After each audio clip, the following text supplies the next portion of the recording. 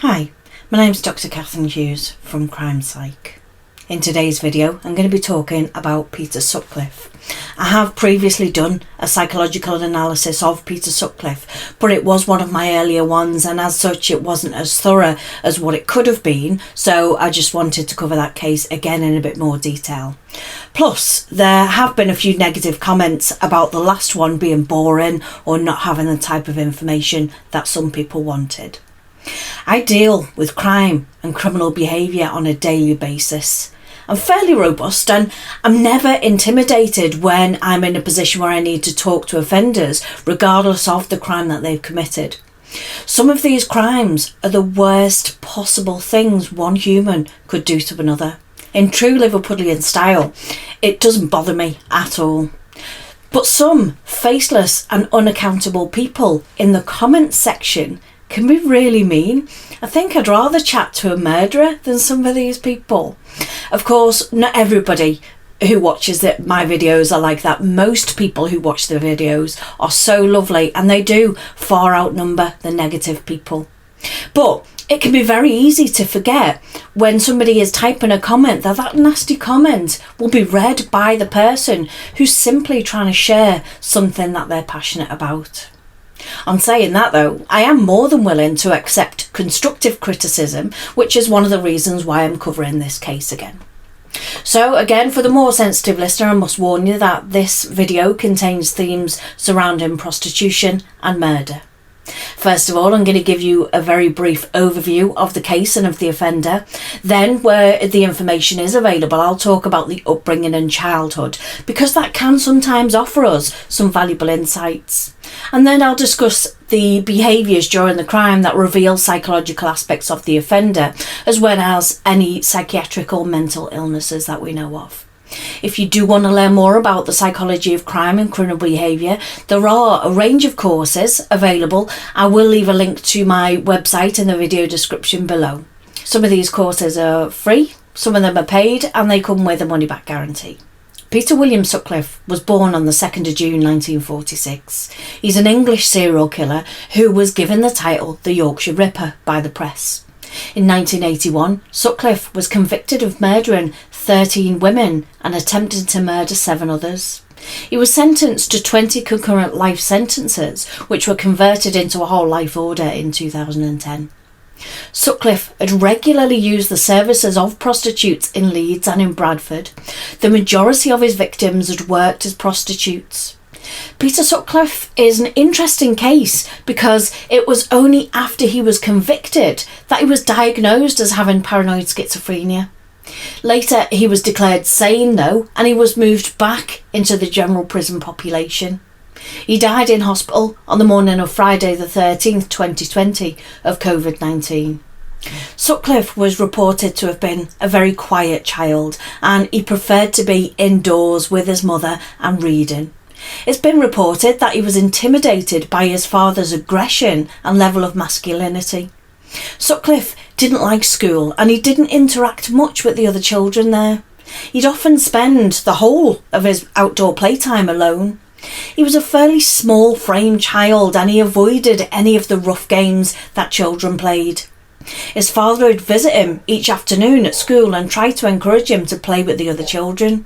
And that, in itself, makes it clear that he was a loved child and he was very well taken care of.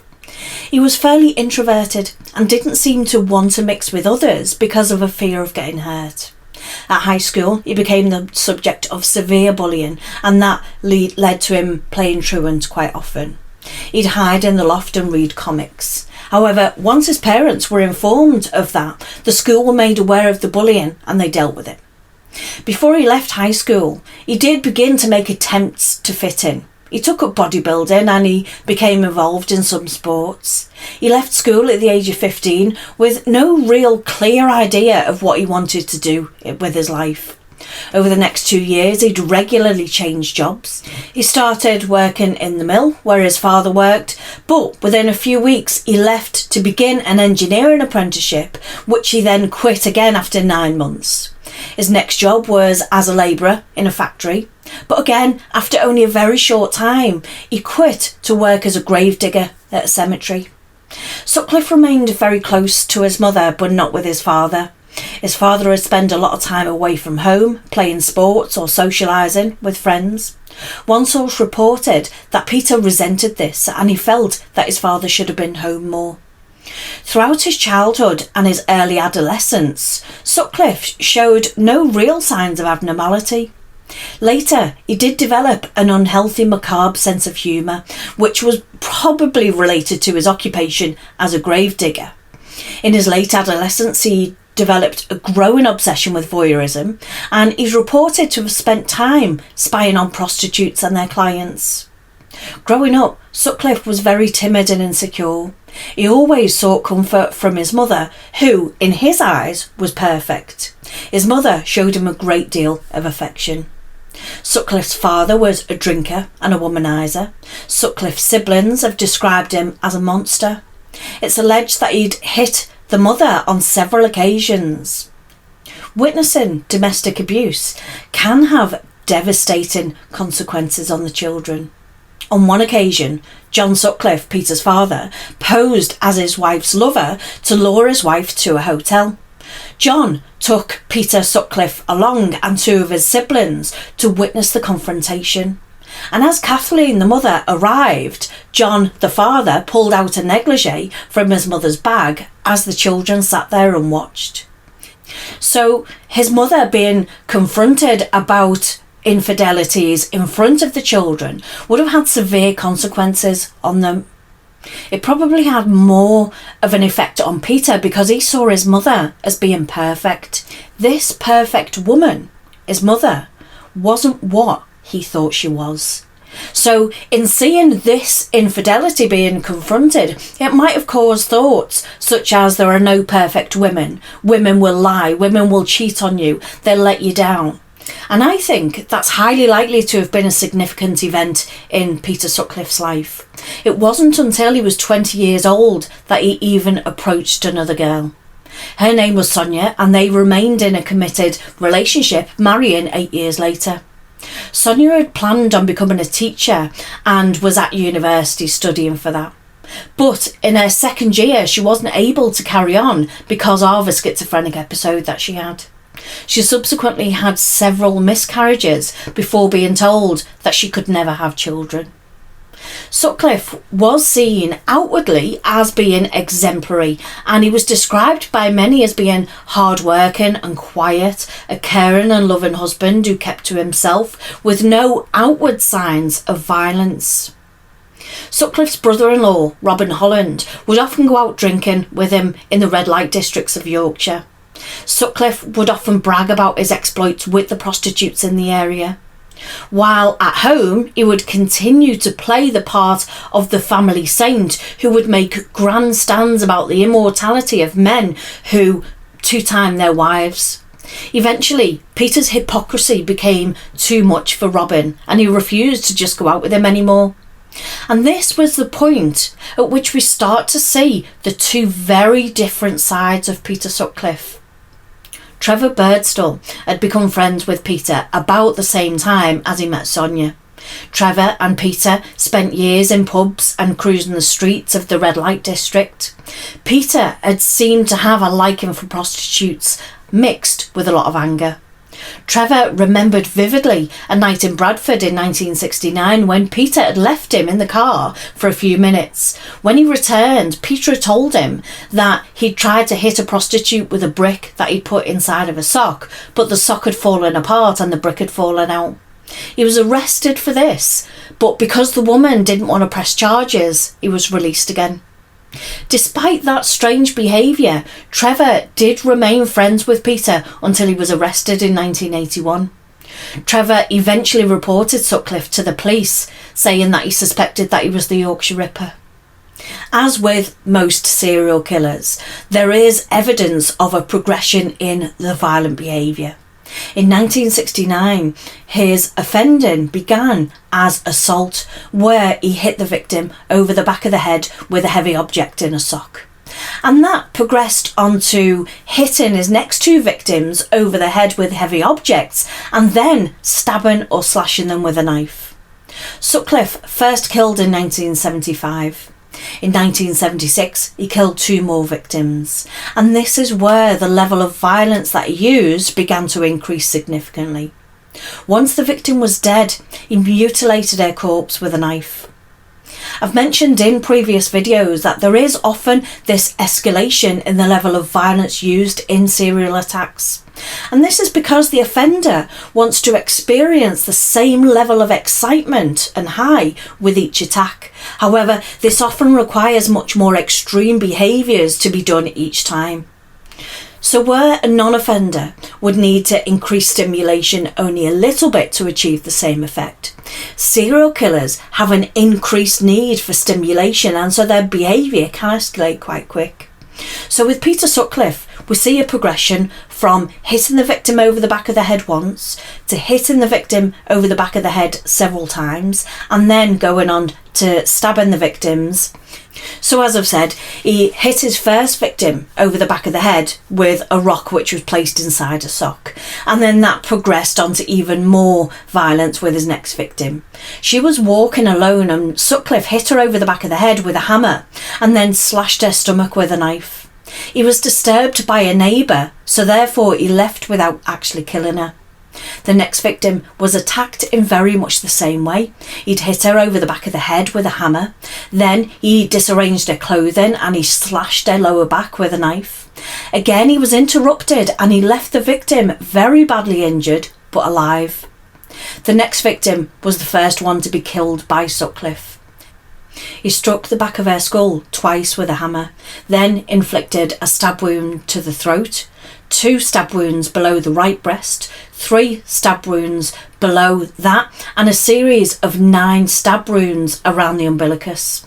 The next victim was a sex worker that he'd picked up. He'd hit her on the back of the head with a hammer again, and he dragged her body into a rubbish-strewn yard, and then used a sharpened screwdriver to stab her in the neck, chest and abdomen. He stamped on her thigh, leaving an impression of his boot on her thigh. So as you can see then, there is an increase in that level of violence with each attack in the series. He breaks down any barriers that might have existed by stepping up that violence a little each time with each attack in the series. The 4th victim accepted a lift off him and was 4 months pregnant and miscarried. She required multiple extensive brain operations and she suffered from intermittent blackouts and chronic depression. The next victim was a sex worker and he hit her over the back of the head with a hammer. Once she was dead, Sutcliffe mutilated her body with a knife. Following a few more attacks, Sutcliffe killed another sex worker. He bludgeoned her about the head with a hammer, then jumped on her chest before stuffing horsehair into her mouth from a nearby discarded sofa. He struck another victim over the head 5 times as she got out of her car. He then stripped most of the clothes from her body, although her bra and her polo neck jumper were positioned just above her breasts, and he repeatedly stabbed her in the chest. This was becoming increasingly about degrading these women. He was taking his anger and his hatred out on these women. He was interviewed several times, but he was never charged. When the police interviewed Sutcliffe, they could find no hard evidence against him. His wife gave him an alibi for at least one of the murders. As with any murder investigation, there was a massive amount of information for the police to process and go through. And that happened at a time when computer databases didn't exist. All of the information was paper-based, and that made it much more difficult for the officers to keep track of. If police had been able to easily identify how many times Sutcliffe had been under suspicion, then it's possible he could have been stopped sooner. As well as the massive number of interviews and information to process, the police received a tape of somebody who claimed responsibility for the murders and were taunting the police. The hoaxer was dubbed Wearside Jack by the press because the man who sent these had a Wearside accent.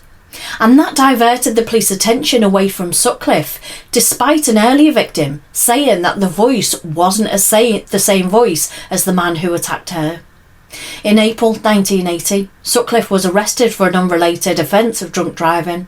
While he awaited trial, he killed 2 more women. And that gave Sutcliffe a feeling of absolute invincibility. He'd been arrested and questioned on a number of occasions by the police, but his involvement in the murders still went undetected. And that would have only served to reinforce his behaviour and drive him to continue. After 2 days of intensive questioning in January 1981, Sutcliffe suddenly declared that he was the Ripper. And that showed the level of control that Sutcliffe had. He might have had a feeling of superiority because he chose to tell the police about his activities. The level of intelligence and awareness required to get away with so many murders is quite high. Over the next day, once he'd initially confessed, Sutcliffe calmly described many of his attacks. He didn't show any signs of emotion when describing the attacks and the murders, which showed how insignificant these victims were to him. The majority of victims were prostitutes and clearly represented a group of individuals that Sutcliffe wanted to harm and gave very little thought to them as individuals. Sutcliffe only showed emotion over 2 of his alleged victims. The first one was his youngest victim, who was just 14 years old, and it's thought that she was mistaken as a prostitute because of her location and was mistakenly killed. The second one he showed emotion over was one in which he vigorously denied doing. It was later discovered through advances in DNA that this victim had been killed by a convicted sex offender, Christopher Smith. Some weeks after the interview, Sutcliffe claimed that God had told him to murder the women. He said that God had spoken to him and sent him on a mission to kill prostitutes, and he carried out his work over a period of 5 years. After a psychiatric assessment, Peter Sutcliffe was diagnosed with paranoid schizophrenia. Paranoid schizophrenia is the most common type of schizophrenia. Schizophrenia is defined as a chronic mental disorder in which a person loses touch with reality, psychosis. Those with paranoid schizophrenia will have frequent delusions and are often very, very persecutory. They can experience auditory hallucinations, in other words, they can hear voices that don't exist. The symptoms can have a huge effect on that person's functioning and can negatively affect their quality of life. Paranoid schizophrenia is a lifelong disease, but with proper treatment, a person with that illness can attain a higher quality of life. A person with paranoid schizophrenia doesn't experience the world in the same way that other people do. They believe that their voices or the hallucinations that they're seeing or hearing are actually real. The thoughts can be very intrusive, and the patient doesn't necessarily identify him or herself as having a psychiatric illness. It's impossible for that person to get away from these voices. So if Peter Sutcliffe believed that he was hearing the voice of God urging him to kill these women, the drive to do so in order to stop the voices would have been immense. At his trial in 1981, Sutcliffe pleaded not guilty to murder on the grounds of diminished responsibility after that diagnosis, but his defence was rejected by a majority of the jury. He's serving 20 concurrent life sentences. Following his conviction, Peter Sutcliffe began using his mother's maiden name and became known as Peter William Coonan. West Yorkshire police were criticised for the time taken in apprehending Peter Sutcliffe, despite interviewing him a total of 9 times during the course of that investigation. Because of the sensational nature of the case, the police handled an exceptional amount of information, and some of it was very misleading, including that hoax recording. The 1982 Byford report of the official inquiry was made public in 2006, and that confirmed the validity of the criticism. The High Court dismissed an appeal by Sutcliffe in 2010, confirming that he'd serve a whole life order and would never be released from custody. He was transferred from prison to a high security psychiatric hospital in 1984. And in August 2016, it was ruled that Sutcliffe was mentally fit to be returned to prison, and he was transferred that month to HMP prison Frankland in Durham. In conclusion then, Peter Sutcliffe grew up as a very quiet, small, timid child who was extremely close to his mother. He had a very small frame and a great deal of difficulty in fitting in with others. He was the subject of severe bullying at school because of his small size. His father drank a lot and was aggressive. He regularly hit his wife. And growing up in that environment is very damaging for children. He saw his mother as this perfect woman and he put her on a pedestal. And when his father revealed her to be an adulterer, it would have been crushing for all of the children, but probably more so for Peter. Over time, he grew a macabre sense of humour, playing tricks on people with dead bodies and talking endlessly in the pub about them. He had a deep-set hatred for the women that he killed, and he showed little remorse. Sutcliffe was declared insane by a court and sent to Broadmoor Hospital, but in 2016 he was deemed to be no longer mentally ill and moved back into the general prison population. He died in hospital on the morning of Friday the 13th, 2020, as his lungs collapsed after contracting COVID-19. I do hope that you've enjoyed this video. Give it a thumbs up if you do. Let me know what you think in the comments. Thank you so much for watching. Bye for now.